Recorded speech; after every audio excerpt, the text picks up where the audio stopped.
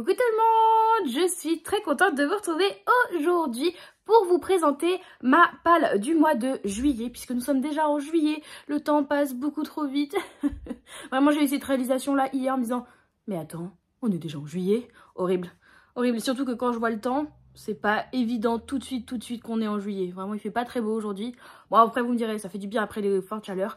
Bref, on n'est pas là pour parler de météo. On se retrouve aujourd'hui, du coup, comme je vous disais, pour que je vous présente ma palle pour le mois de juillet. Comme le mois de juin, j'ai essayé de voir un petit peu plus petit pour le mois de juillet, sachant que normalement, j'ai quand même pas mal de temps pour le mois de juillet pour bouquiner, donc j'y crois, sachant qu'au mois de juin, j'ai pas lu toute ma palle, mais j'ai quand même pas mal avancé sur ma palle, donc je suis contente. Et en plus, ce mois-ci, au niveau de la palle, on va rendre la chose un petit peu plus ludique. C'est quelque chose à laquelle on a réfléchi avec les copains sur Twitch. On s'est dit que ça serait sympa. Sur Twitch, je vous donne la possibilité de m'imposer des lectures. Et il y a certaines lectures que vous m'avez imposées depuis des mois et que je n'arrive pas à sortir de ma palle. Je pense par exemple à Illuminae que je vous ai présenté dans quand même plusieurs palles et que je n'ai toujours pas sorti. Et c'est bien dommage parce que une personne a utilisé des points de chaîne. Alors c'est des sorte de l'argent fictif gratuit, enfin c'est pas de l'argent mais bref on va dire que c'est de l'argent, ça sera plus simple, que vous cumulez à force de regarder les streams. Et donc une personne a utilisé son argent fictif comme ça il y a des mois pour que je lise Illuminae, ce n'est toujours pas le cas, donc je me sens un petit peu nulos de ne pas l'avoir encore lu. Donc là ce qu'on s'est dit c'est qu'à partir de ce mois-ci ça serait cool que vous me proposiez plusieurs livres, c'est ce que vous avez fait sur Twitch, et que je les écrive tous sur un bout de papier et que j'en pioche un tous les mois, comme ça dans les livres que vous m'avez proposés, j'en pioche un tous les mois qui viendra s'ajouter à ma palle du coup du mois. Et donc on va faire ça ce mois-ci, mais on va finir par ça. Je vais déjà vous montrer les livres que je me suis mise moi-même dans ma palle et c'est parti tout de suite. Le premier, c'est la lecture que je vais commencer aujourd'hui parce que j'ai terminé une lecture hier et donc j'ai plus de lecture en cours, donc ça sera celle que je commencerai dès aujourd'hui. Je vous l'ai déjà mis dans ma palle de juin. Bon elle passe dans celle de juillet. Il s'agit de L'Enfant de la Chèvre, écrit par Nathan Gibert et publié aux éditions Gulfstream. Je vais pas trop vous le représenter, je vous en ai déjà parlé du coup le mois dernier. On nous promet ici une fantaisie écologique qui se passe dans le désert avec une bonne dose de fantaisie. Bah oui, c'est le principe d'une fantaisie, Marie, en fait. Bref, avec des robots, donc j'ai hâte de voir ce que ça va donner. Il est pas très long, je pense que je pourrais le terminer dans la semaine sans grand souci. Ça se trouve à l'heure à laquelle vous regardez cette vidéo, je l'ai déjà terminé, rien n'est moins sûr.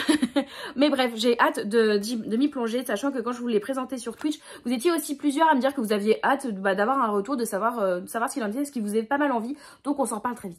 Le suivant, c'est aussi ma prochaine lecture, dans le sens où c'est la lecture commune du mois sur le Discord. Il s'agit de Love and Olives, écrit par Jenna Evans Welch et c'est publié aux éditions Larousse. On est donc ici sur une romance estivale qui se passe sur l'île de Santorin en Grèce, donc j'ai bien hâte de voir ça. Même si c'est un gros bébé, on est quand même sur un découpage ma foi qui est assez imposant pour certaines parties, mais justement quand j'ai fait le découpage je me suis rendu compte qu'il y avait beaucoup de dialogues. C'est le principe d'une romance, j'en ai entendu dire que ça se lisait quand même plutôt vite, donc j'ai bien confiance de pouvoir vous le lire dans le mois et j'espère que vous participerez avec nous à la lecture commune comme d'habitude. Le lien du Discord est dans la barre d'infos, donc vous pouvez nous y rejoindre et il n'y a pas de problème, ça sera avec grand plaisir qu'on en discute tous ensemble. Le prochain aussi, je crois que ça fait 2 mois que je vous le mets dans ma palle, que je l'ai toujours pas lu. On sent que c'est pas mon livre et que du coup c'est peut-être pas celui vers lequel je me dirige en premier lieu, mais il est dans ma palle du Magicarium Book Challenge qui se termine en juillet, donc il faut que je lise ce mois-ci. Il s'agit de Cœur et âme, écrit par Colleen Hoover, du coup il s'est publié chez Hugo dans leur collection poche. Voilà, je l'avais mis dans la palle du Magicarium Challenge parce qu'il fallait un livre avec des couleurs chaudes sur la couverture.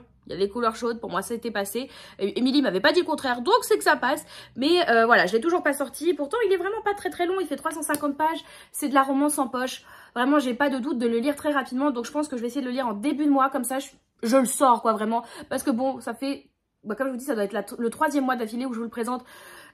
Au bout d'un moment, on dit jamais 203 peut-être, mais on dit pas 304, donc il est temps de le sortir de la palle. Le prochain, il s'agit du Fairy Loot du mois, du coup, que je lirai pour la 2e semaine. Je crois que la lecture commune est prévue pour la 2e semaine de juillet, ce qui m'arrange puisque je suis en télétravail, puisqu'en général j'ai plus le temps de lire. Il s'agit de The Temptation of Magic et c'est écrit par Megan Scott. Donc c'est celui-ci, je sais pas si vous vous souvenez, ceux qui ont regardé l'unboxing Fairy Loot, c'est celui que j'ai reçu imprimé à l'envers. Voilà, la jaquette est dans le bon sens, c'est juste que la couverture en elle-même n'est pas dans le bon sens. Voilà, donc on va voir ce que ça va donner. J'ai un petit peu peur parce que je sais pas, le résumé me semble quand même assez vague, assez bateau, donc à voir la plume, à voir ce que l'autrice va en faire. Je pars sans grandes attentes, comme ça au moins si c'est bien je suis pas déçue, enfin ça, je trouverais ça vraiment bien, et si c'est pas ouf je serais pas déçue. je pense que c'est pas mal. Et comme d'habitude, pour tous les Fairyloot, je vais allier lecture papier et lecture audio. Donc, comme je suis en télétravail, je vais pouvoir quand même plus lire sur papier que les semaines où la lecture commune se fait où je suis en présentiel. Mais bon, tout de même, l'avantage de l'audio, c'est que je peux faire ma petite vie pendant que j'écoute mon bouquin. Par exemple, j'aime beaucoup remplir mes carnets pendant que je remplis mon bouquin. Ça, c'est un truc que j'adore. Et donc comme d'habitude, les audios, je les écoute sur Audible. Et pareil, vous avez un lien dans la barre d'infos qui vous permet de tester Audible gratuitement pendant 30 jours et qui, moi, me rapporte un petit quelque chose. Donc si jamais vous êtes curieux de tester les livres audio, écoutez, n'hésitez pas à passer par mon lien, ça ferait plaisir. Et vous, ça vous permettrait, ça se trouve, de découvrir une nouvelle lubie, c'est-à-dire de ne jamais arrêter de lire pendant que vous faites quelque chose. Et ça, c'est vraiment chouette. Je continue, ça sera le dernier, je crois, des livres que je vous présente qui était déjà dans ma palle du mois de juin, mais parce que je suis vraiment frustrée de ne pas l'avoir lu au mois de juin, donc celui-ci, j'ai vraiment envie de le lire au mois de juillet. Il s'agit de The Gilded Cage, écrit par Lynette Noni, c'est donc le deuxième tome de The Prison Healer, le tout publié aux éditions Hachette Romans, c'est d'ailleurs un service de presse pour celui-ci, et j'avais adoré Prison Healer, qui avait été ma meilleure lecture du mois de janvier. J'ai reçu celui-ci quand le tome 3 est sorti, j'avais demandé les deux à la maison d'édition, donc mars-avril, peut-être quelque chose comme ça. Toujours pas lu, je l'ai mis dans la palle du mois de juin et puis il y a d'autres lectures qui sont venues se greffer. Et puis finalement celle-ci n'a pas été lue et c'est bien dommage parce que il me donne toujours envie. Donc c'est pour ça, celui-ci aussi, je voudrais essayer de le lire quand même dans la première moitié du mois pour m'assurer de le lire. Ça serait pas mal. Sachant que je crois aussi qu'il est disponible en audio, celui-ci. Je suis pas sûre de ce que je vous dis. Faudrait que je vérifie. Mais s'il est disponible en audio, il y a moyen que j'essaye de mixer aussi comme le Fairyloot, l'audio et le papier. Comme ça, je bombarderai et... peut-être, on sait jamais, sur un malentendu, je peux lire le 3 aussi dans le mois parce que si la fin du tome 2 appelle directement le 3, à mon avis j'abandonne toute ma vie et j'attaque le 3 directement. Comme vous l'avez peut-être compris avec mes vidéos ces derniers temps, je suis à fond dans ma phase Bridgerton. Voilà, je suis toujours à fond. En plus j'ai réussi à faire en sorte que Axel accepte de regarder avec moi. Donc on est en train de recommencer Bridgerton depuis le début, donc la saison 1. On a regardé pour l'instant 4 épisodes et j'avais oublié à quel point Daphné vraiment m'a supporté. Bref, ce n'est pas le sujet, enfin si c'est un peu le sujet, puisque j'ai enfin décidé de me lire le tome 8 de la chronique des Bridgerton écrit par Julia Quinn et donc ici aux éditions J'ai lu, vous savez les éditions intégrales, enfin bref de toute façon maintenant je crois que c'est les éditions considérées comme lambda des Bridgerton. Du coup voilà, il me reste plus que le dernier, j'ai déjà lu le livre sur Hyacinthe, donc en gros il me reste la moitié, vous voyez j'ai même mis un petit post-it ici pour me dire où était la fin du premier tome. Donc il me reste plus que le tome 8 sur Grégory et comme ça j'aurai terminé la saga principale on va dire des Bridgerton. J'ai pas... Le seul livre qui me restera des Bridgerton c'est celui sur la reine Charlotte, sachant que j'ai déjà vu la série quand elle est sortie et que mes souvenirs sont quand même pas mal frais. J'ai pas forcément envie de me lancer dedans tout de suite pour la reine Charlotte. Je pense peut-être l'année prochaine quand je serai vraiment en gros manque de Bridgerton. Par contre j'ai pas le livre 9 et ça c'est un vrai problème.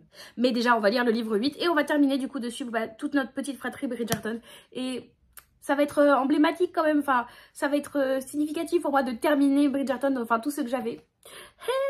Je vais re-regarder la série, je suis bien contente qu'on la regarde avec Axel, comme ça j'aurai quand même ma dose de Bridgerton qui continuera sur le mois. Là je vais vous présenter une de mes reliques de ma palle, je crois que je vous en avais parlé quand je vous avais fait une vidéo, relique de ma palle, justement l'année dernière.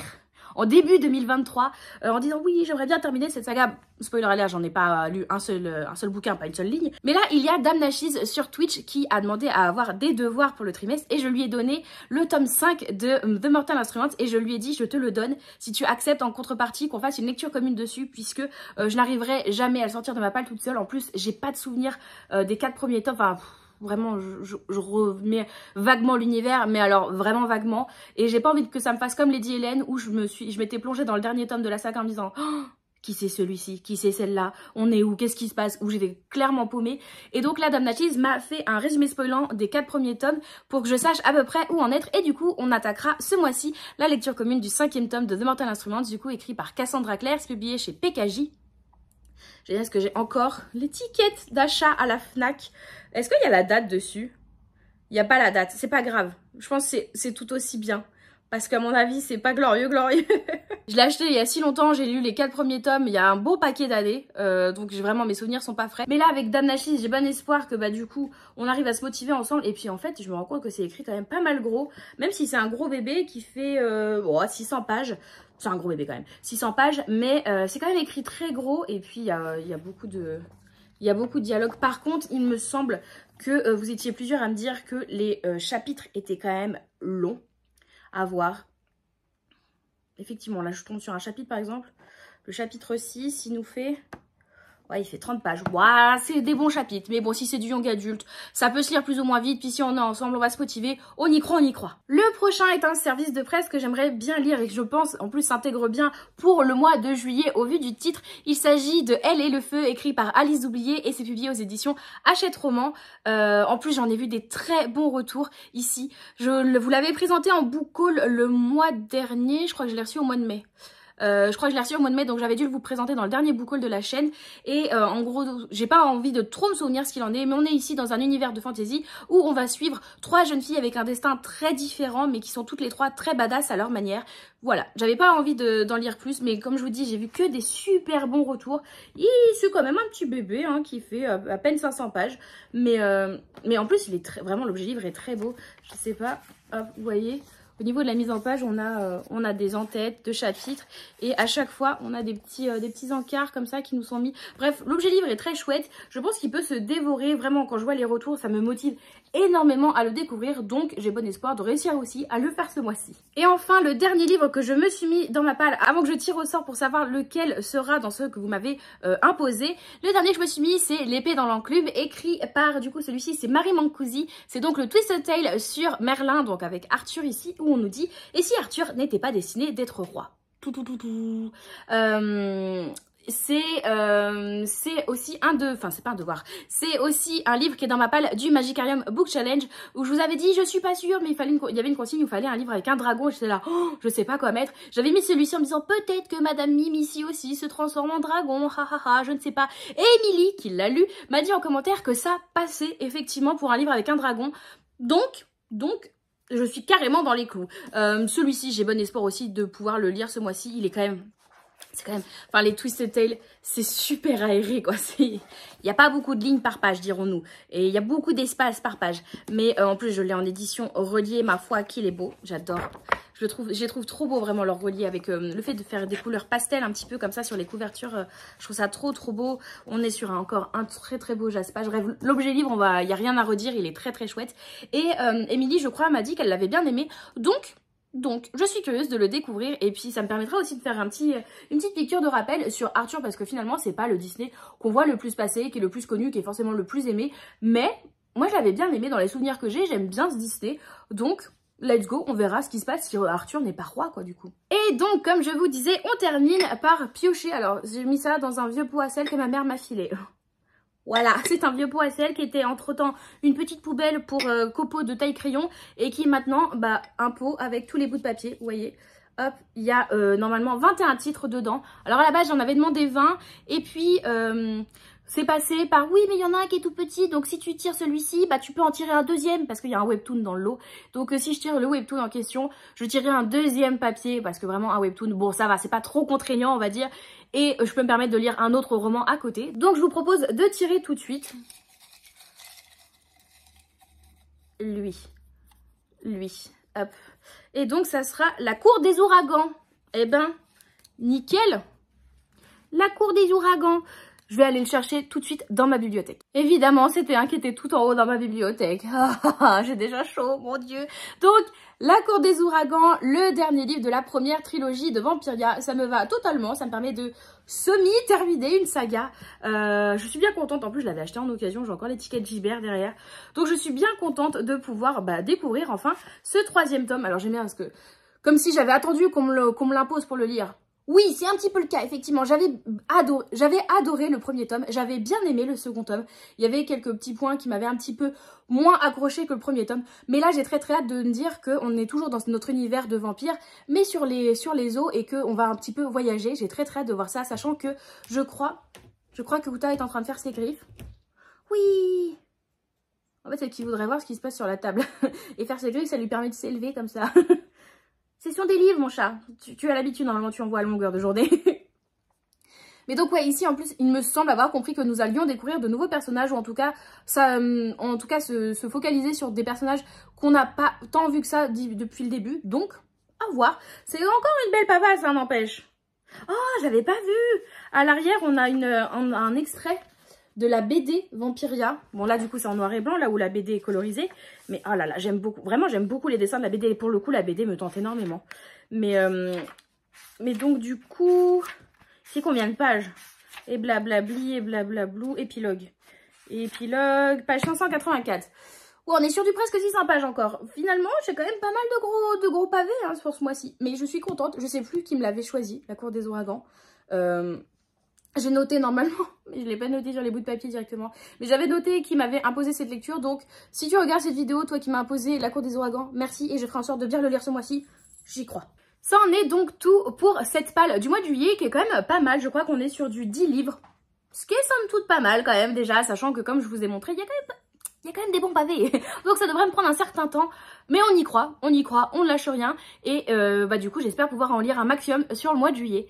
Dites-moi vous en commentaire si certains des livres que je vous ai présentés, vous les avez lus, vous les avez aimés, pas aimés. Si Uta pouvait arrêter de gratter le canapé, ça m'arrangerait aussi. Dites-moi tout ça en commentaire et motivez-moi à lire par exemple Cœur et âme parce que vraiment j'ai l'impression que c'est vraiment la dernière fois que je le mets dans ma palle quoi. Si je le lis pas au mois de juillet, je le lirai pas cette année, j'ai l'impression donc bon. On y croit, on y croit. N'hésitez pas à jouer avec Uta qui est en train de jouer avec son gros lot. J'espère que c'est pas trop insupportable pour vous. Mais écoutez, il est trop mignon quand il joue avec son gros lot. N'hésitez pas à liker, commenter, vous abonner. Et si vous êtes vraiment sympa, à partager cette vidéo. Merci beaucoup à tous pour le soutien. Ça fait toujours très plaisir. Vous pouvez me retrouver de façon quasi quotidienne, que ce soit sur Twitch, Instagram ou Discord, dont les liens sont dans la barre d'infos comme d'habitude. Donc n'hésitez pas à nous y rejoindre. Ça sera avec un grand plaisir de vous y retrouver. Je vous souhaite à tous de très belles lectures et à une toute prochaine. Bye bye!